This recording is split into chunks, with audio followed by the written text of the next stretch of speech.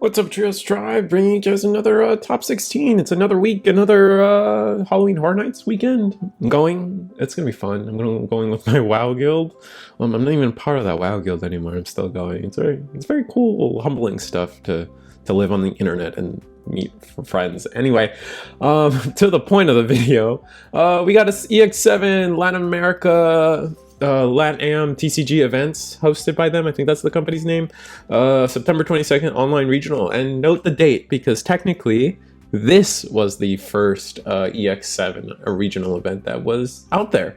We just didn't get to it on time before the North American one yet. So technically this was the first one. So keep that in mind as we're looking at some of these lists. These lists are technically separate. Like, NA hadn't happened yet, so like things and discoveries that came to fruition in the NA event weren't here. So it's like kind of like its own thing, if that makes sense.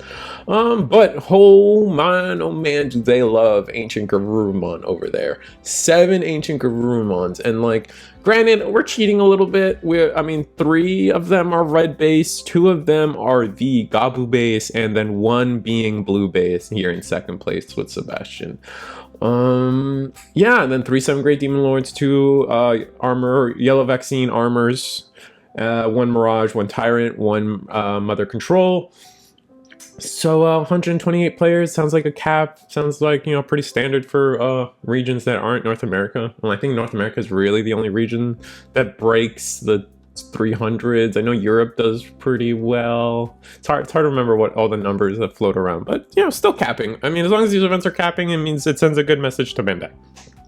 Anyway, and of course, Imperial took the whole thing, and we'll talk about it. So we'll start off with the one and only Mirage player. The first thing to note, I mean, Mirage, I say this all the time, Mirage is kind of soft, but there are some interesting stuff to talk about here. Notably, like, we are bringing back Betamon for the inheritable jamming. We got Madoki Betamon for some floodgating. I mean, blocking your opponent from memory, especially with the Galaxy engine stuff getting some traction here and there. The Huan Kunmon is the new level 5 of the deck.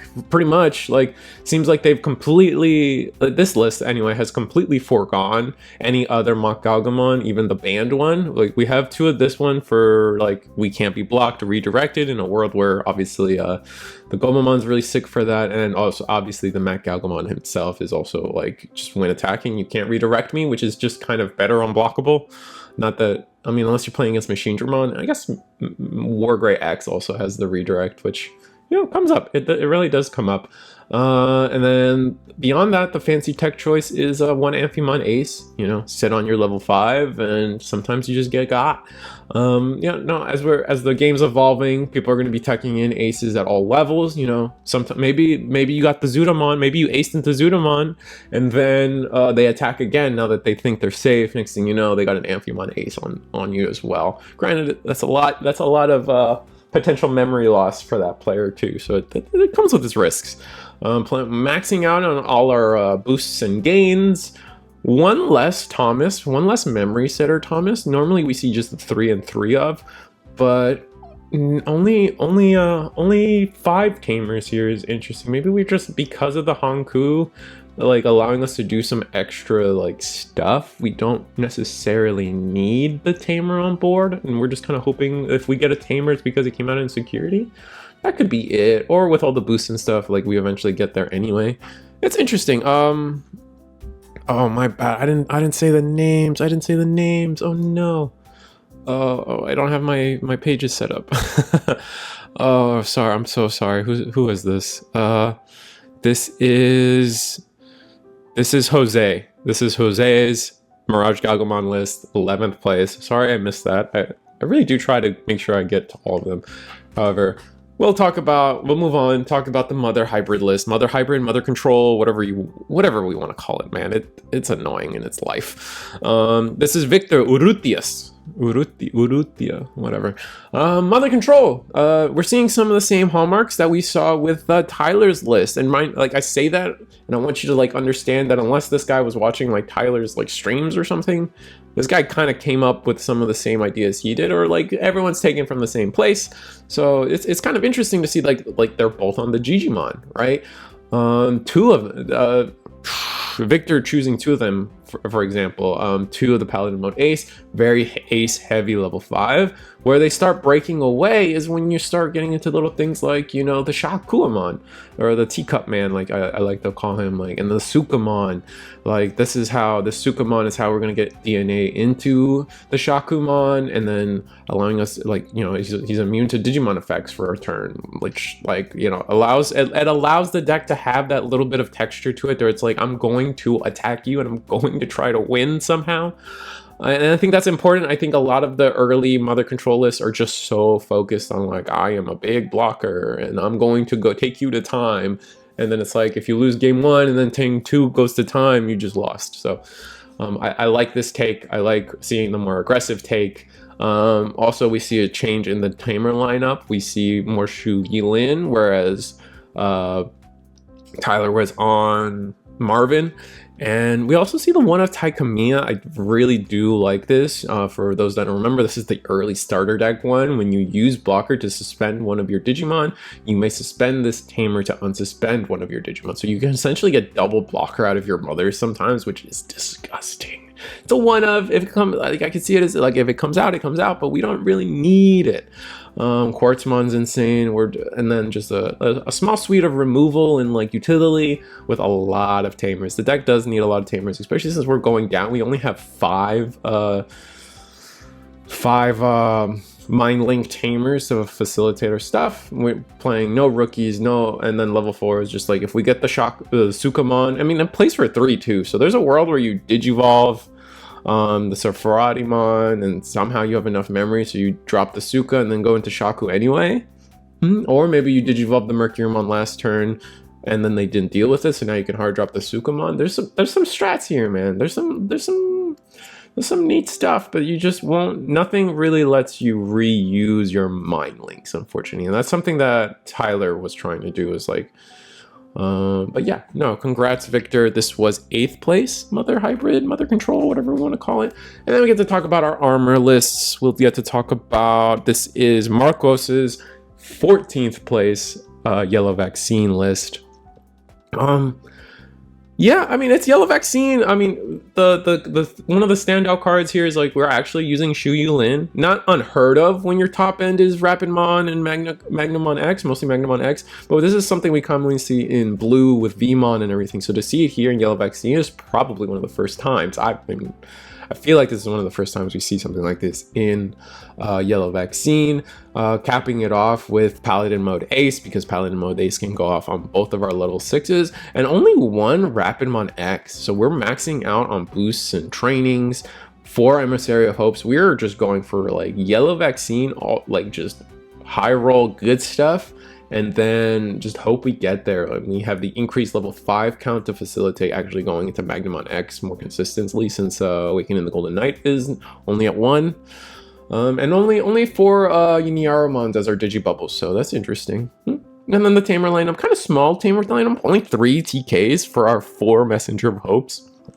I can see it being justified just because we are on the Angewomon Ace, and like we kind of want to be at like that 4-3 threshold anyway, so like we're not necessarily like jonesing for the heal one from off of Emissary, but then we get to move on. We get to talk about, oh, congrats by the way, Marcos, but we're gonna go move on to 6th place, Mariano's Yellow Vaccine list, and we're just seeing a lot more not uniqueness, but like a lot of one-ofs, a lot of, like, we're not maxing out on every card, we're just trying to play a smorgasbord of a lot of good stuff.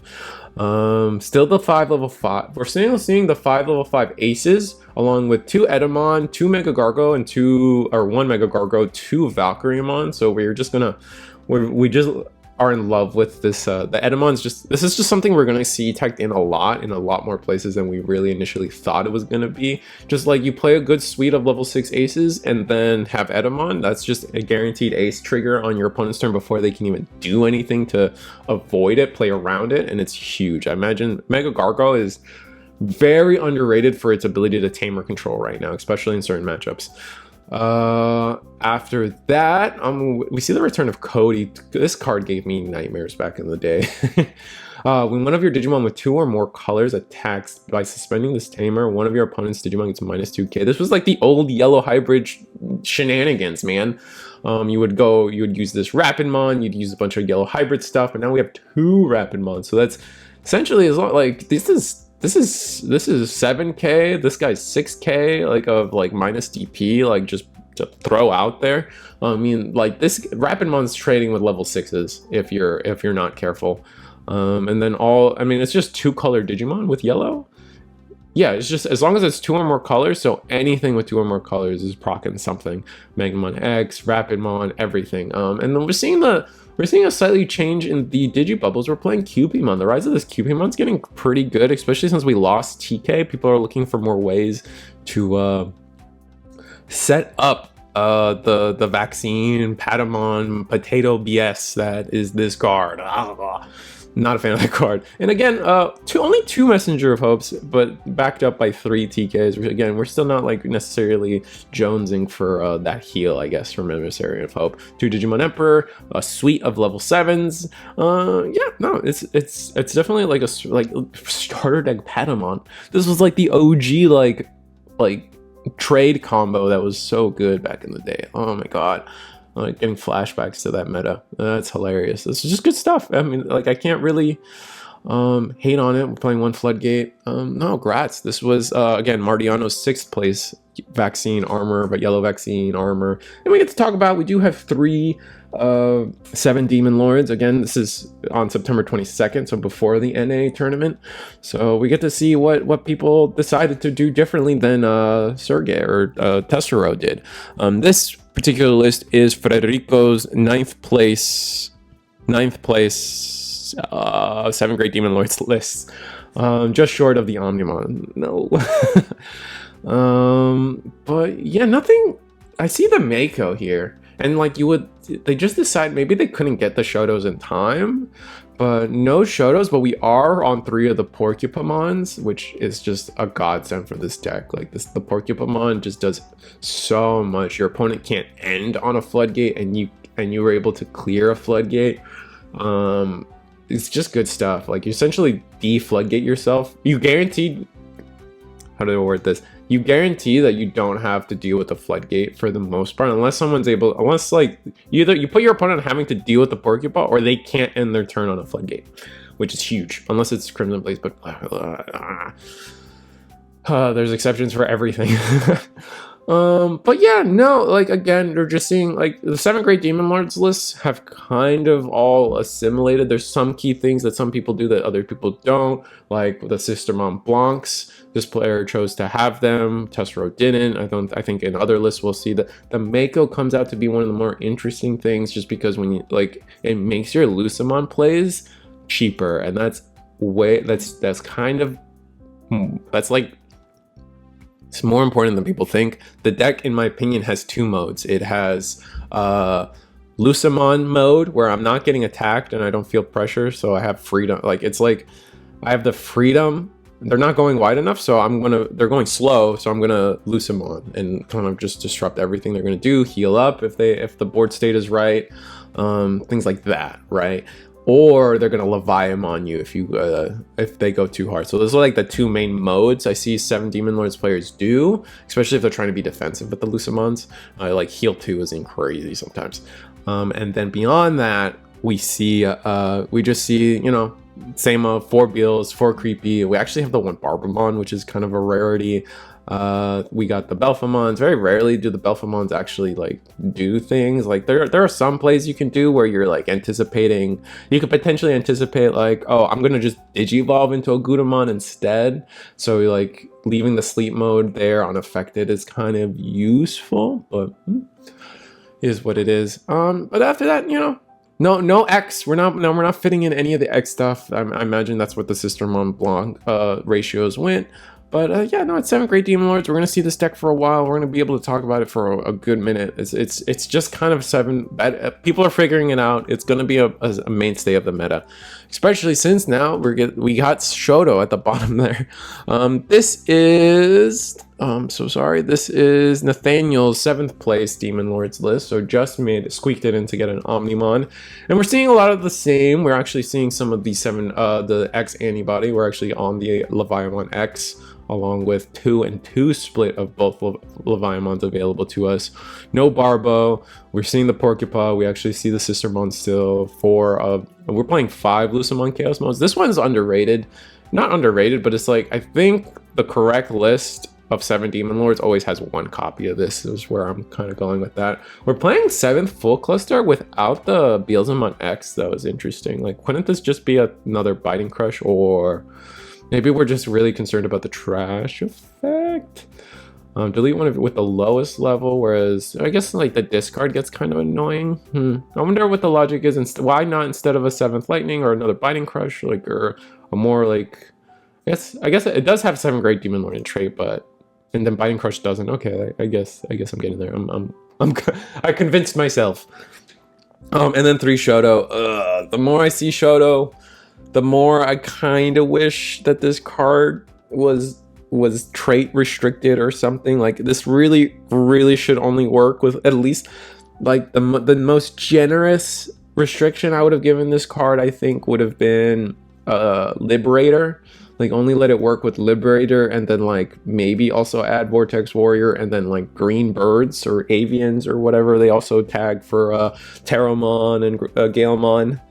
But yeah, it's the more tournaments we get, the more I'm like, and the more games I play on DCGO, honestly, the more I hate seeing Shoto and then just like a wall of like annoying blockers turn after turn after turn. It's just not fun. Slows the game down.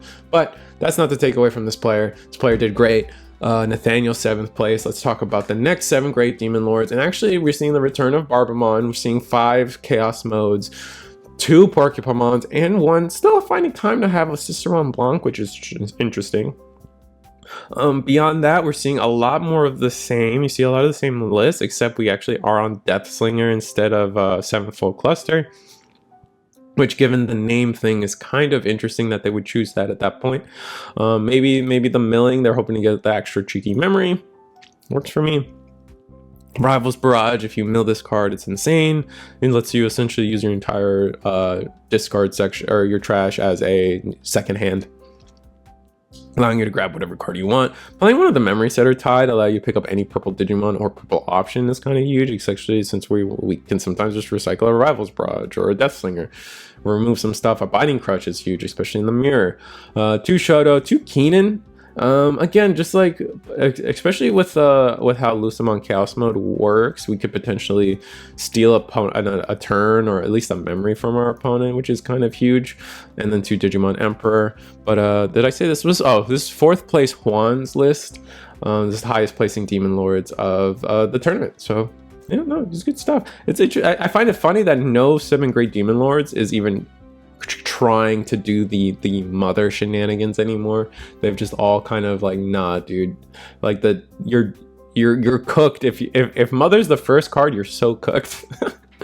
And yeah, no, that makes sense to me. Only 2 Agudamons. I thought 3 was the standard, but I mean, that's crazy.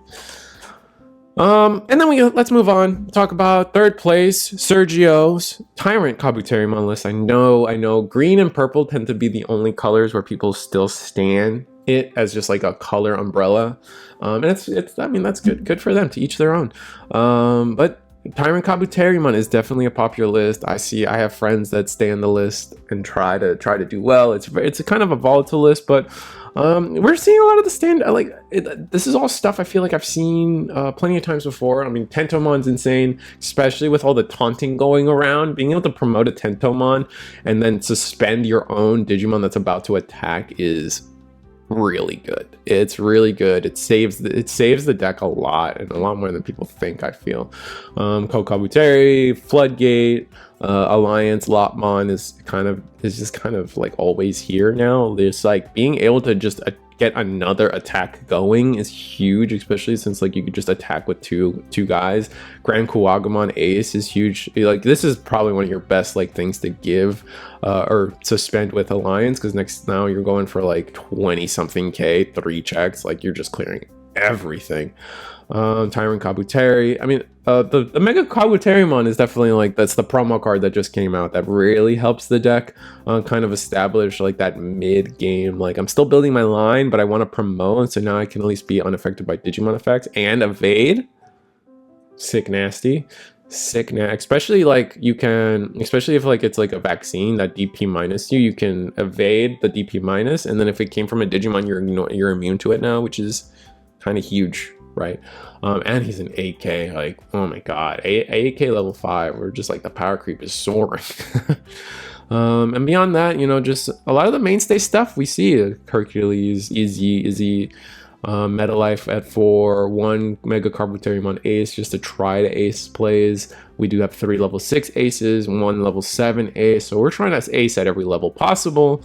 And then just, you know, and then 5, we're playing 3 memory boosts, 2 agility training. It just kind of does feel like a deck that rather is training or boosts over trainings, because the memory is a little more, being able to utilize that memory is a little more efficient for them. Congrats, by the way, third place, Sergio.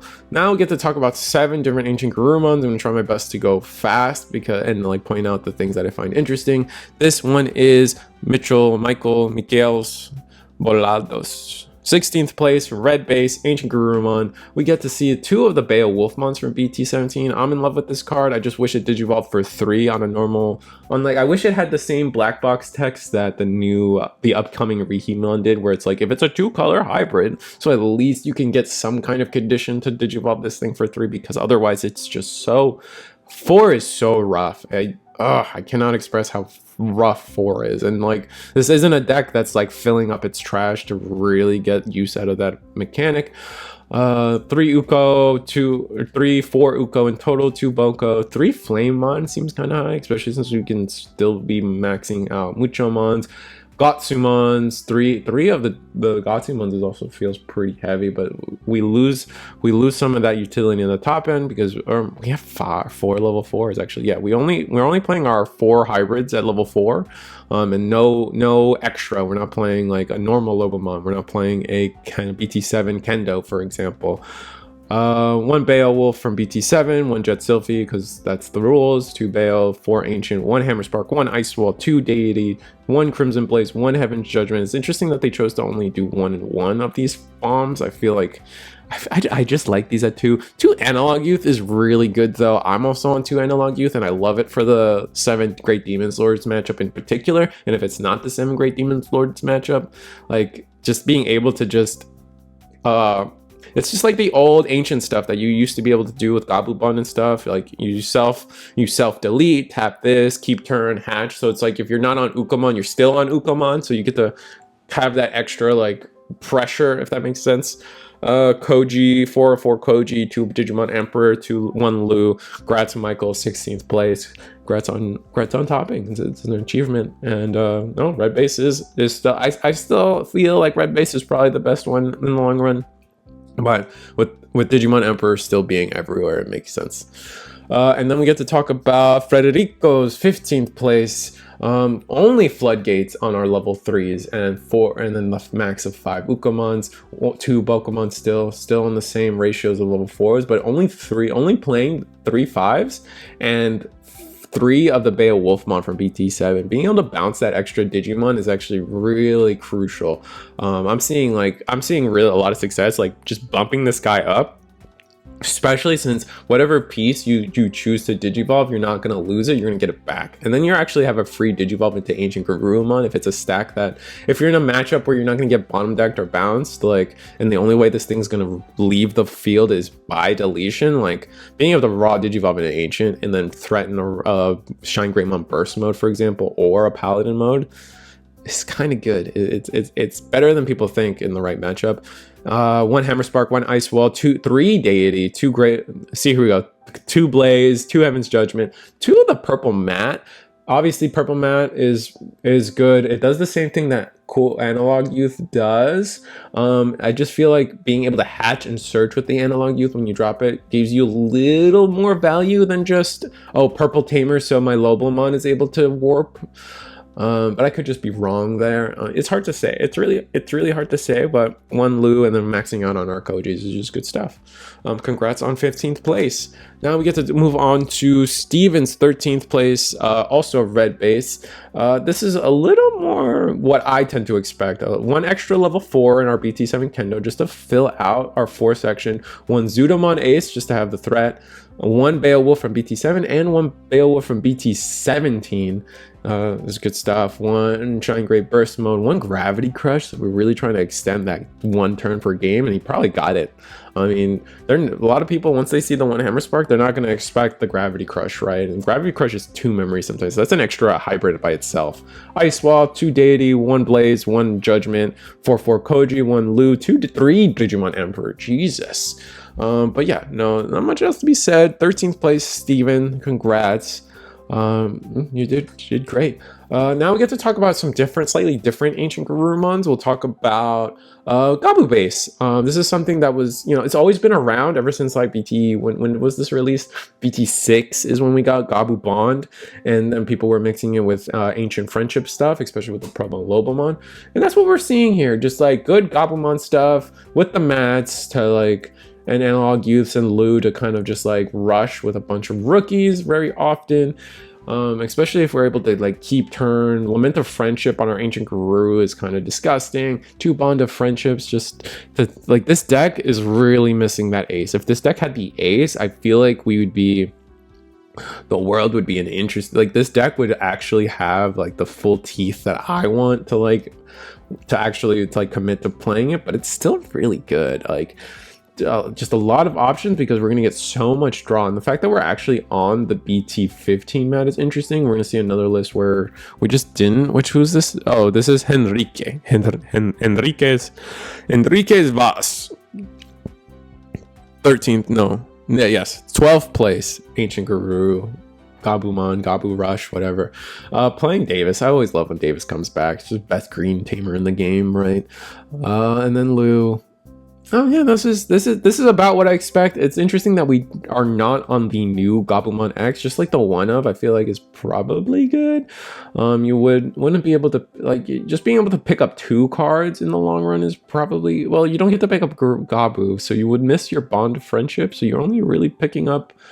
Maybe I'm just wrong about that. Yeah. Interesting stuff. And also not being able to pick up mats, so it's just like. It's just like extra draw for Gabu X, I guess. It makes sense to me. 5 Digibubbles because the whole point of this deck is to rush out as many rookies as we can and just get value out of this BT6 mat as much as possible. Then we're gonna go on to I believe our final red base. This is Joaquin Herrero. I know how to say the last name, but I had the first name 10th place. Uko, this is red base, so only 2 Muchomon to fill it in the Flamemon. That's the on play trash 1 hybrid, draw 2. I think is a good card, but more people prefer the new BT17 one, but I still like this card.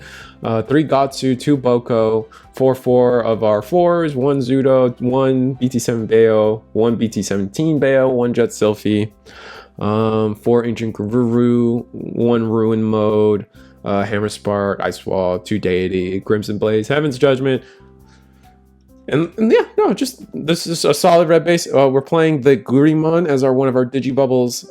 One of your effects places a Digimon card under this Digimon. Draw 1. What are we putting under? When are we putting under? When one of your effects places a Digimon card under this Digimon. Interesting. And just a quick jump cut, but yeah, no, red base still. This is this was Herrero's 10th place list. Congrats on your success. Now we get to talk about one more Gabu Ancient Friendship list. No Bond of Friendship this time, but we're still going to be abusing that BT6 mat.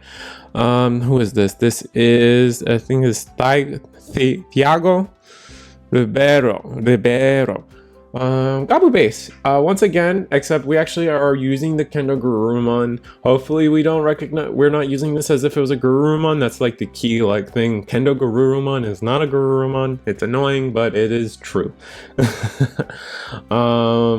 Ancient Guru is fine though. One Omnimon is just something I've been playing in my own ancient list, just like a normal red base.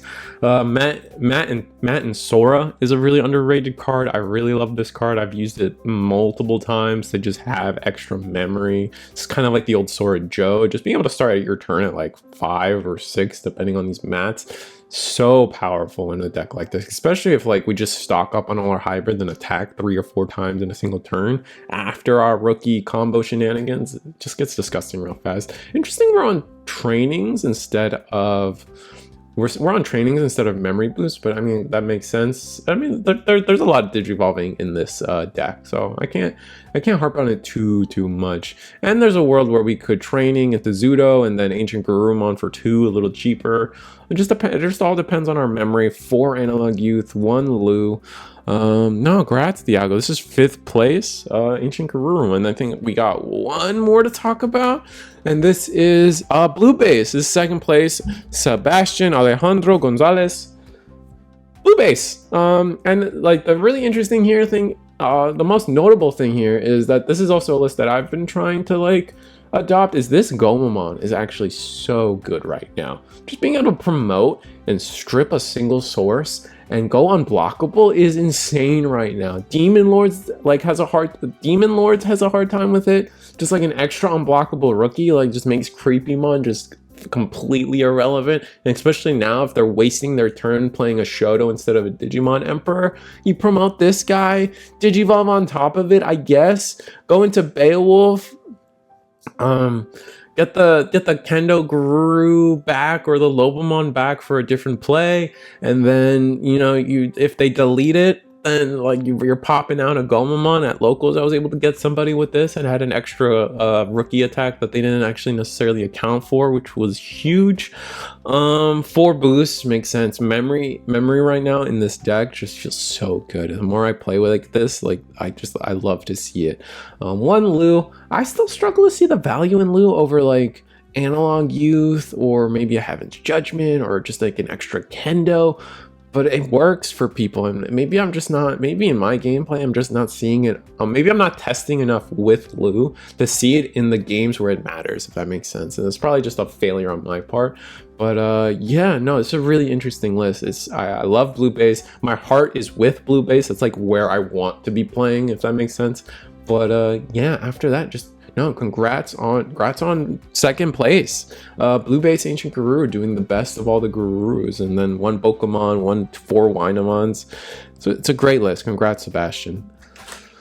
And then we get to talk about the elephant in the room. Not the elephant in the room anymore. I think people are slowly realizing like Imperial is definitely the pace setter of the format, but it's not. Everyone's not prepared for it. So now it's up to Imperials to kind of like live up to the allegations now, because this deck is still gross. When it wins and when it does like HPD into starter deck dragon mode, into Digivolve into another level 5, gain 2 memory because those level 4s are the broken part of the deck.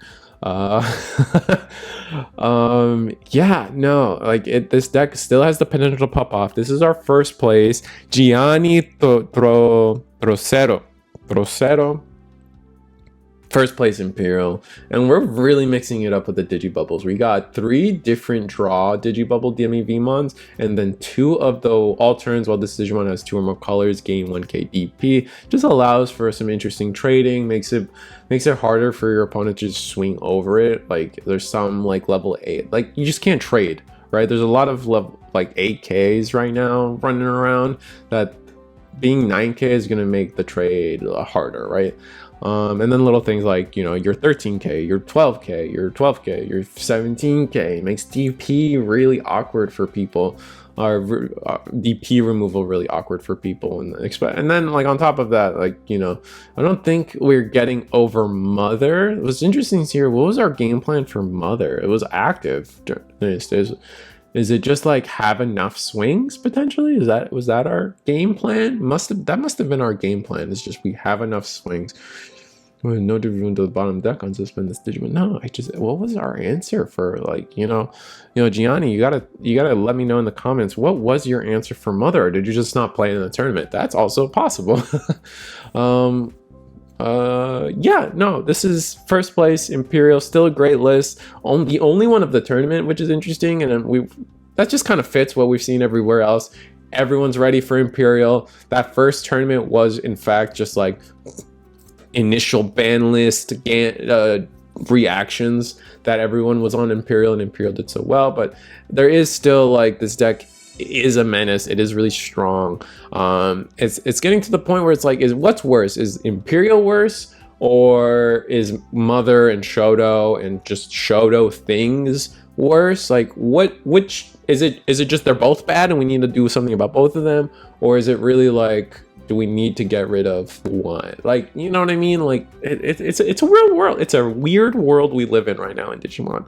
But like always, this is eggmanevents.com. This is where we do everything. This is where we do, I want to emphasize, this is where we do all Bandai stuff. Like, Eggman is responsible for covering a lot of the Fusion World stuff, One Piece stuff. I handle Digimon, but we still do, like, Union Arena just came out. We're doing that. BSS, we still report on it.